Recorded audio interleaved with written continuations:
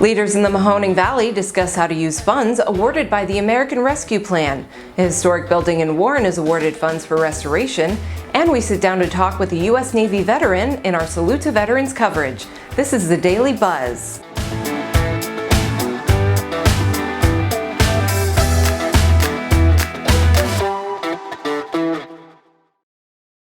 Hello everyone, welcome to the Daily Buzz. I'm Maggie Young. Government officials, business leaders, and economic development representatives gathered at the Grand Resort in Howland to discuss how funds awarded by the American Rescue Plan are spent.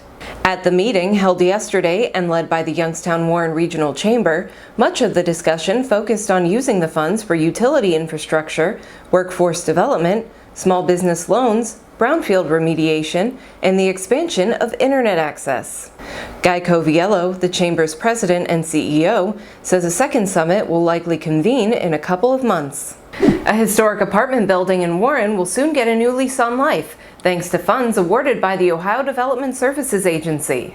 The agency awarded $819,371 in Ohio Historic Preservation Tax Credits to help restore the landmark structure. The building was constructed in 1898 by James Ward and William Dowd Packard. Once restoration of the property is complete, the developer plans to create 17 market-rate apartments.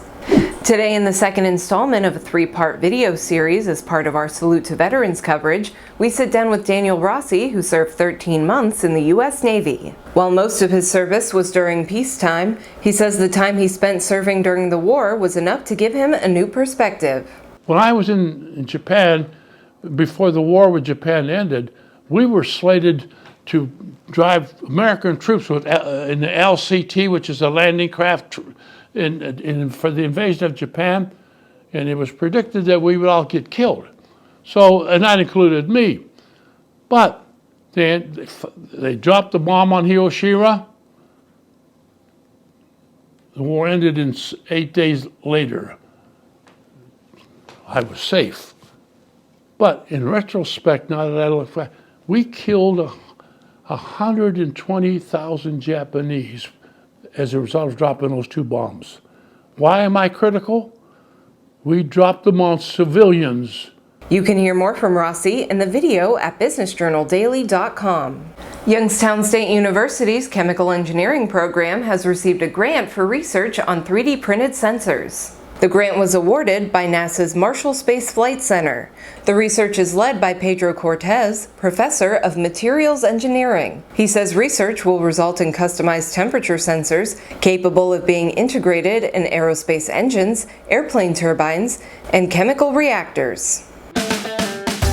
And that's all for today's Daily Buzz. Please be sure to like, subscribe, and leave us a comment. If you'd like to dive deeper into any of these stories, links are available in the description. Thank you very much for watching. I'm Maggie Young.